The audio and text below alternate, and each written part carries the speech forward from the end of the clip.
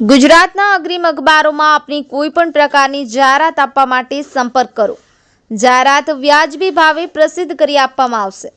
ટંકારિયા ગામમાંથી પાલેજ પોલીસે ગૌવંશનો કેસ શોધી 2 ગાયોનો જીવ બચાવ્યો.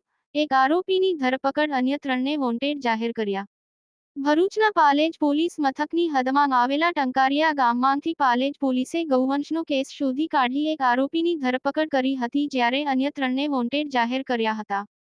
પાલેજ પોલીસ સર્વેલન્સ સ્ટાફની ટીમ પોલીસ ઇન્સ્પેક્ટર કોમલ વ્યાસ સાથે રમજાન ઈદના તહેવાર અનુસંધાને પોલીસ મથક વિસ્તારમાં પેટ્રોલિંગમાં હતી. તે દરમિયાન પોલીસ કોન્સ્ટેબલ કરશનને બાતમી મળી હતી કે ટંકારિયા ગામે પારખેત ગામ તરફ જવાના રોડ ઉપર અમદાવાદી તવાફરાએ નામની હોટલની પાછળ આવેલ કોલોનીમાં રહેતા અશરફ ડાહ્યા તથા તેના સાગરીતો સાથે મળી ગૌવંશ જેવા પશુનું કટિંગ કરે છે.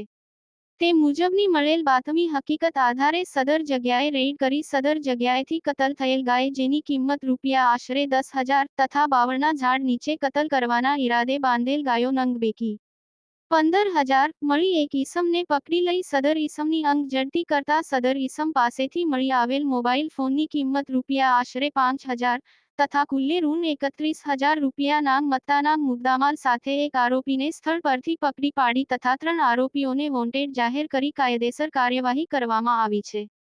યાકુબ પટેલ, ભરૂચ.